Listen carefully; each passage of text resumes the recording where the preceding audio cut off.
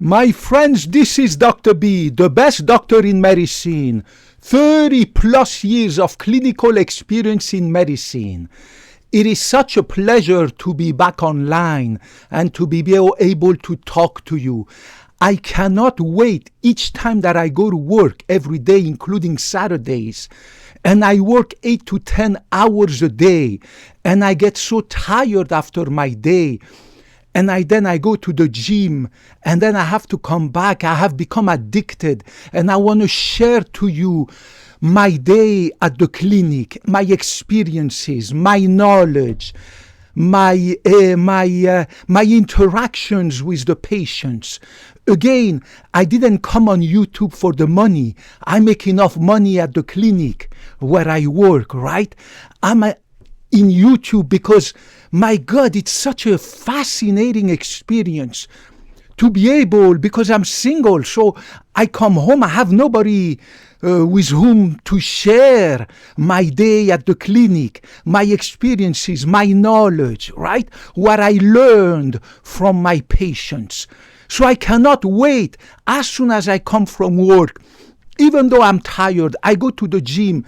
I finish 2 hours at the gym, or before going to the gym, I have to record 1 or 2 YouTube videos so that I can post them and explain to you what I learned, my knowledge to help you, blah, blah, blah. I mean, it's fascinating.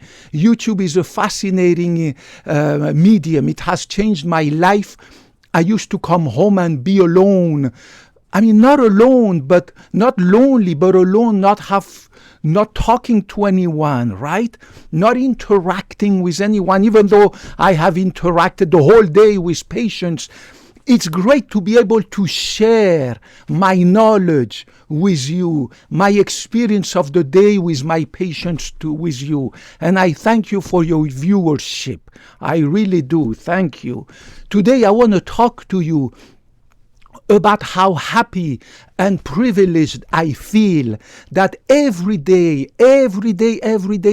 including Saturday, right? Because I work also on Saturdays.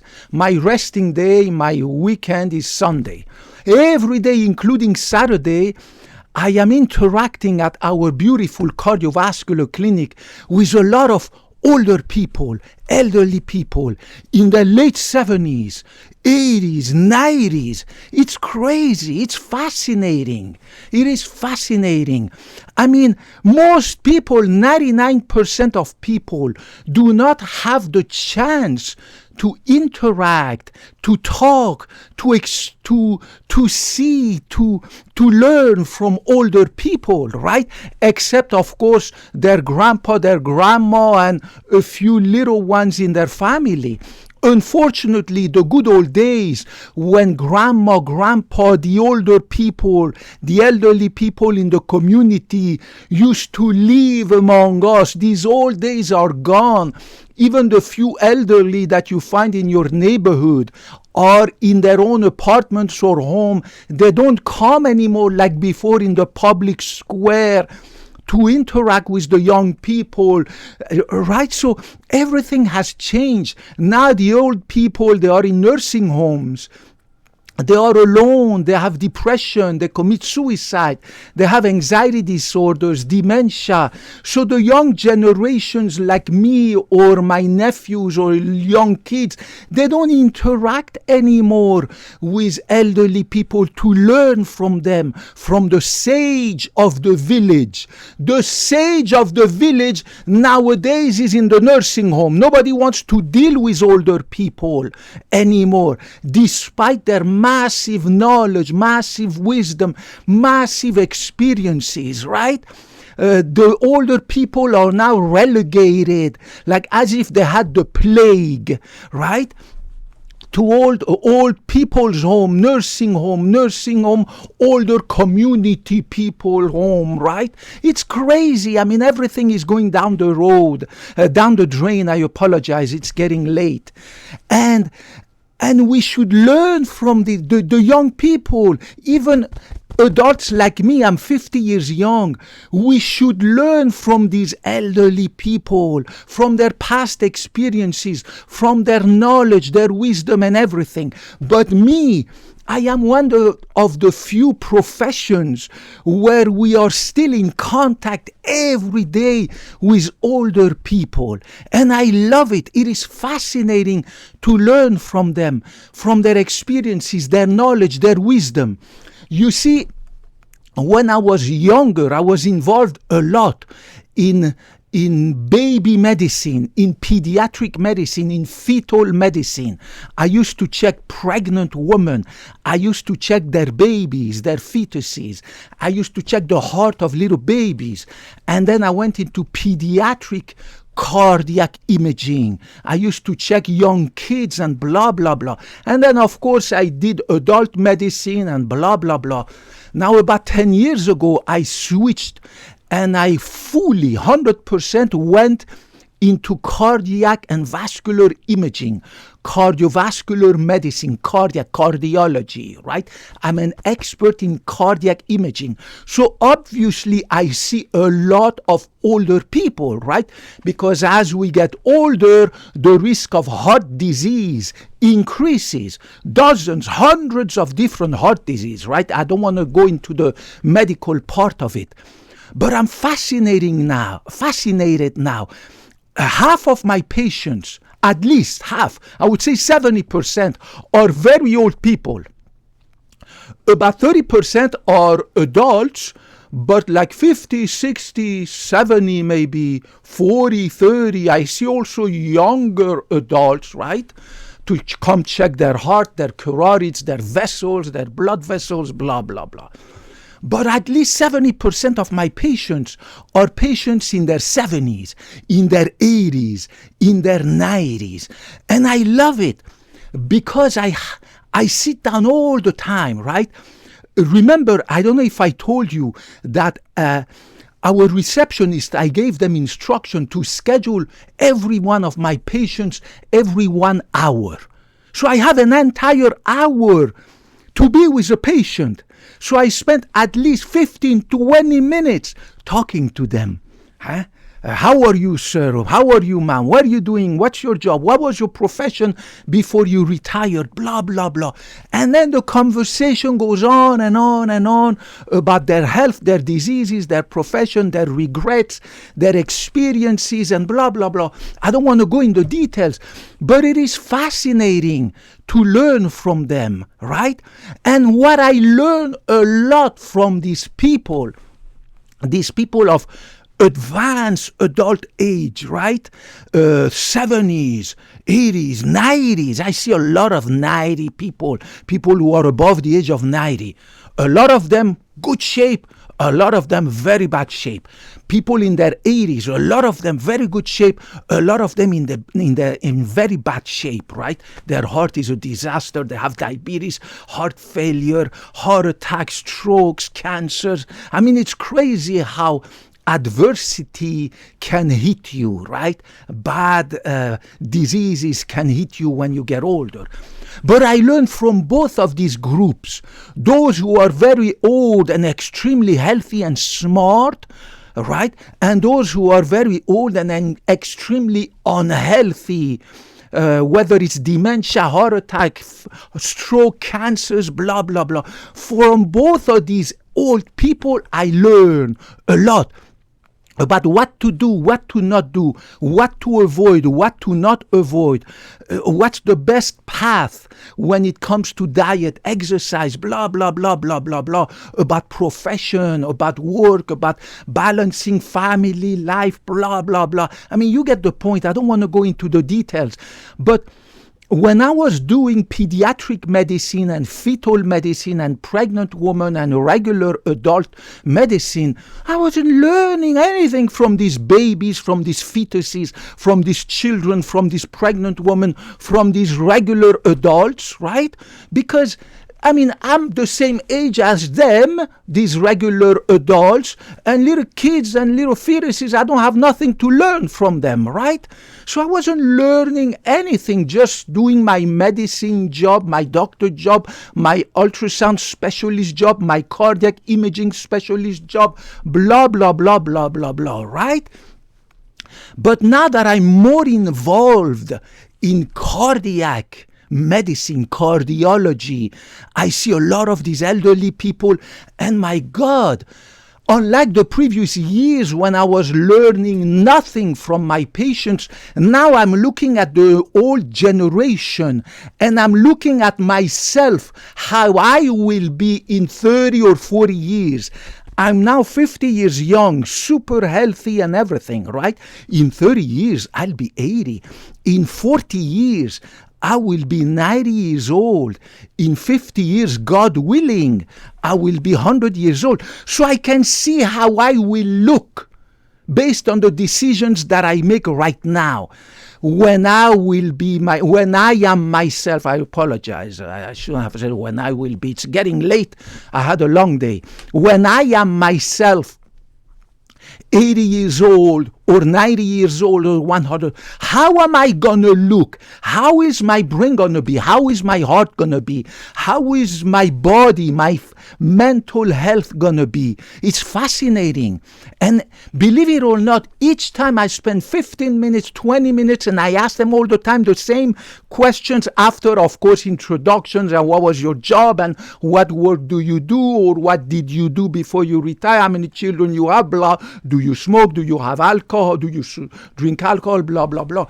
I sit down and I ask them all the time the same question. How about your diet? What is it you eat? Whether they are healthy or not, I always ask them that. And I ask them all the time, what is your sleep pattern? Do you go to bed all the time the same hour? How many hours do you sleep? Then I ask them all the time, how much do you exercise? Then I ask them all the time, how much activity, brain activity, social engagement do you have, right? And I see tons of different answers from this person to that person to that person. But usually it falls into two categories. The people who are young, who are older, like in their 80s, 90s, late 70s, and super healthy, they always give you the same answers, right? Regarding sleep pattern, diet, exercise, social engagement, keeping your brain active. Whereas the other group of older people in their late 70s, 80s, 90s, 100, blah, blah, blah, they always give you the same stuff, and that is always regrets. And you can see they have diabetes, high blood pressure, they had heart failure, stroke, heart attacks, kidney failure.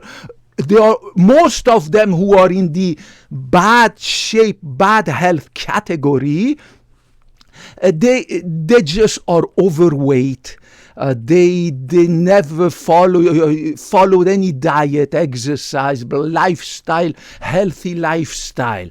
So I learn now, and it's fascinating how I feel privileged to do kind of like geriatric cardiology, means seeing older people and being able to learn from their life, from their failures, from their regrets, from their experiences, and try to be, when I am myself 80, 90, 100 years old, I want to try right now to do the best I can to be in the group of healthy 80-year-olds, healthy 90-year-olds, and not in the group of bad shape 80 or 90-year-olds. And believe me, there's a lot of them in that category, but I see a ton of people, my God, in their 80s and 90s.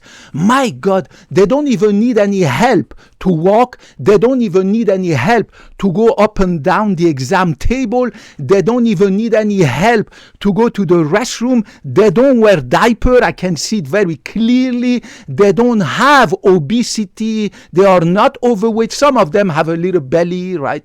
But they are not overweight. They don't have obesity. Most of them don't have diabetes. Some of them have high blood pressure, which is controlled by one or maybe two medications. Most of them, their heart is pretty good for their age. Some of them, their heart is amazingly good for their age. I just saw one just yesterday and I told him, sir, you got the heart. He was like in his 80s, mid-80s. You have the heart of a man who would be 20 years younger than you. Think about that. So I want to do everything I can, and I do it right now, to be like that person. So that when I get into my mid-80s or mid-90s or late 80s or late 90s, I can be like them. But it's a privilege, unfortunately, that a lot of Americans do not have, because we don't have any more elderly people, right? I'm from Europe, right? I'm from the Middle East and Europe. I'm kind of like bicultural, right? When you go to little villages in Europe, little old towns, like in Italy, like in Sicily, right? In Sardinia, in Calabria, right? In those areas where it's not overpopulated, the villages, in the afternoon when the sun starts to set and it's not hot anymore, the elderly people, they come into the La piazza in Italian, they say la piazza, right? The square, the public square, where they talk to each other, they see the younger people playing, they interact with each other, they play chess, they play bridge, they play cards, they play anything you want, they interact with themselves, they interact with the community, they interact with the kids, everybody's around, they have wine, they have this, they have the food. I mean, it's crazy how everything has changed. Here, after the sun sets, and I live in California, the beautiful but super expensive city of Mountain View, California, after the sun sets, everybody goes to their home, to their apartment, all the doors are closed, there's nobody in the streets. Unless, of course, if you go downtown in a few areas of the downtown on Friday night and Saturday night. Otherwise, there's nobody, right? It's crazy how everything has changed. So we don't see our old people anymore here in America, right? My nieces and nephews and little kids I see here in my neighborhood, they don't interact with elderly people except with their grandma and their grandpa. That's it. All they see about elderly people is what they see on TV, in movies and stuff, right?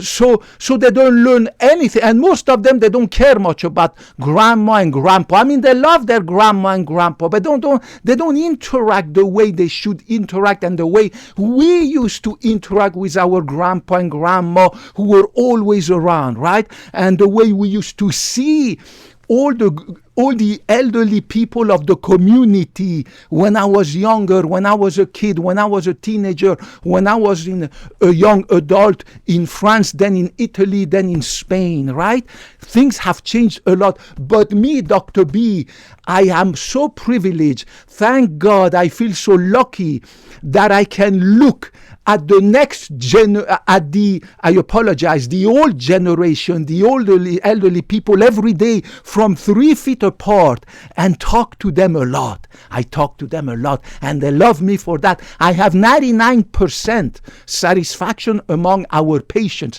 99%, if not more. Never had any complaint because they see I care for them. I care about them. I love them. They give me love back. And believe me, I talk to them like this, 3 feet apart. So try to surround yourself by elderly people. Don't run away from them. Don't put them in nursing homes. And if you are an adult and you are retired, or even if you're not retired, try to volunteer at a nursing home. Volunteer at your church, your synagogue, your mosque, your temple. Try to volunteer as a visitor in hospitals and go take care of old people. On weekends, Sundays, one Sunday per month. Go one afternoon in a nursing home and take care of elderly people. Sit down, talk to them, learn about their experiences, learn about their past life. It is fascinating. And then you will know what to do, what to not do. Guys, we don't learn anything from the kids, right? I don't learn nothing from my little nieces and nephews and all the kids in the neighborhood. But I learn a lot from the old people that I see, thank God, every day, a lot of them. From Monday to Saturday, 8 to 10 hours a day. It is extremely inspiring and it is extremely fascinating to be surrounded by the old generation. And I learn every day, and God willing, because I'm implementing all the things that I learned from these two groups, super sick and super healthy. God willing, when I get to my mid-80s, mid-90s and 100, I will be in this group of super healthy people. I love you guys. I appreciate your viewership and everything. May God bless you, regardless of your gender, ethnicity, race, color of your skin, sexual orientation, man, woman, anything in between, religion. I don't give a cat, so whether you're atheist, Buddhist, Hindu, Muslim, I don't give a cat, so whether you're in whatever you are, Democrat, Republican, Independent, I love you. I love people. I love medicine. And I took the Hippocratic oath to always put your benefit before mine. Get back to me whenever you want. Ask me any question about medicine, about your health, and I promise I will get back to you as soon as I can in my busy life. God bless you all. Stay healthy, and I talk to you in the next video. Thank you for your viewership. Thank you. Bye-bye.